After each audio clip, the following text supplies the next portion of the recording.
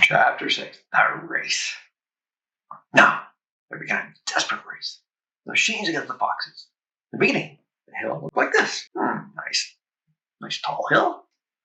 Nice and round. And after about an hour, as the machines bit away more and more soil from the hilltop, it looked like this. Whoops.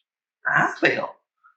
Sometimes the foxes would gain a little ground, and clanking sounds would grow fainter, and Mr. Fox would say, "We're going to make it. I'm sure we are." Then, a few moments later, the machines would come back at them, and the crunch of the mighty shovels would get louder and louder. Once the foxes actually saw the sharp metal edge of one of the shovels that scraped up the earth just behind them.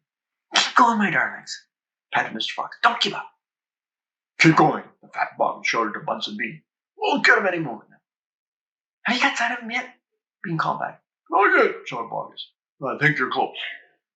"I'll pick him up with my bucket," shouted Bunsen. "I'll chop him to pieces." But by lunchtime, the machines were still at it, and so were the poor foxes. The hill now looked like this. No, not much of a hill left. The farmers didn't stop for lunch. They were too keen to finish the job. "Hey there, Mr. Fox," yelled Bunce, leaning out of his tractor. "We're coming to get you now." "You had your last chicken," yelled Bogus. "You'll never come prowling on my farm." Sort of madness had taken hold of the three men. Tall, skinny Bean, dwarfish Paul, Billy Bunce would dig it, driving the machines like maniacs, racing their motors and making the shovels dig at a terrific speed. The fat Bogus was hopping around like a dervish and shouting, "Faster, faster!" By 5 o'clock in the afternoon, this is what had happened to the hill.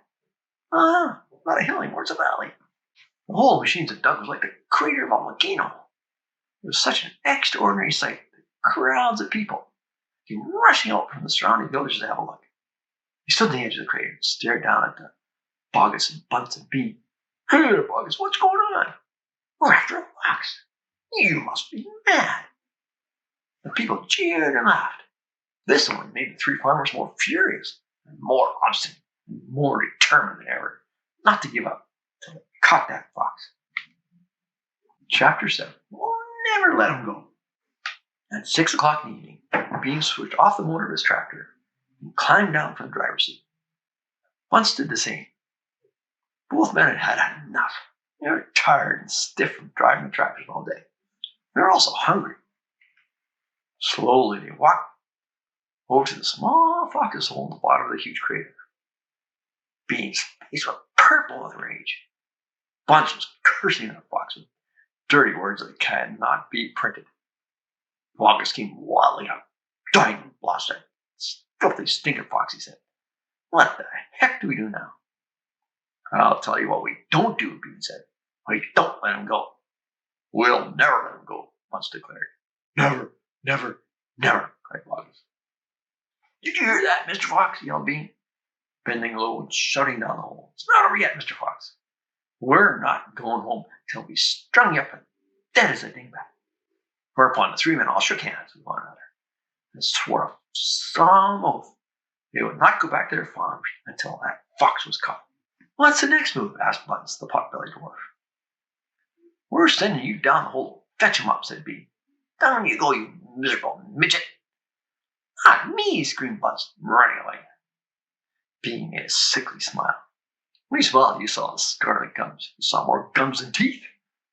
"And there's only one thing to do," he said. "We'll starve him out. Camp here day and night watching the hole. He'll come out in the end. You don't have to." So Bogus and Bunce and Bean sent messages down to their farms asking for tents, sleeping bags, and supper. So now chapter 8, the foxes begin to starve. So that evening, 3 tents were put up in the crater on the hill. One for Bogus, one for Bunce, and one for Bean. The tents surrounded Mr. Fox's hole. And the 3 farmers sat outside their tents eating their supper. Bogus, guess what? He had 3 boiled chickens smothered in dumplings.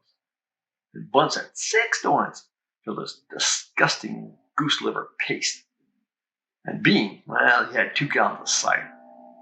All 3 of them kept their guns beside them. Bogus picked up a steaming chicken and held it close to the fox's hole. "Can you smell this, Mr. Fox?" he shouted. "Lovely tender chicken. Why don't you come up and get it?" The rich scent of chicken wafted down the tunnel to where the foxes were crouching. "Oh, Dad," said one of those small foxes. "Couldn't you sneak up, snatch it out of his hand?" "Don't you dare," said Mrs. Fox. "Just what they want you to do." "But we're so hungry," they cried. "How long will it be till we get something to eat?" Their mother didn't answer them, nor did their father. There was no answer to get. As darkness fell, Bunts and Beans switched on the powerful headlamps of the two tractors and shone one onto the hole. "Now," said Bean, "I'll take it and turn to keep watch. One watches while two sleep," and so on all through the night. Walker said, "What if the fox digs a hole right through the hill and comes out on the other side? You didn't think of that one, did you?" "Of course I did," said Bean, pretending he had. "Go on and tell us the answer," said Bugs. Bean picked up something small and black out of his ear. "Kick it away." "How many men do you have working on your farm?" he asked. 35. Walker said. "I've got 36, Bud said. "I've got 37, Bean said. "That makes 108 men altogether. You must order them to surround the hill. Each man will have a gun and a flashlight. There will be no escape then for Mr. Fox." So the order went down to the farms, and that night 108 men formed a tight ring around the bottom of the hill. They armed with sticks and guns and hatchets and pistols, all sorts of other horrible weapons.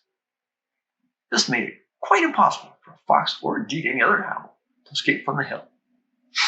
The next day, the watching and waiting went on. Bugs and Bunts and Bean sat upon small stools, staring at the fox's hole. They didn't talk much. They just sat there with guns in their laps. Every so often, Mr. Fox would creep a little closer towards the mouth of the tunnel, take a sniff. And he'd creep back in and say, "Hey, they're still there." "Are you quite sure?" Mrs. Fox would ask. "Positive," said Mr. Fox. "I can smell that man Bean a mile away. He stinks." That's chapter 8.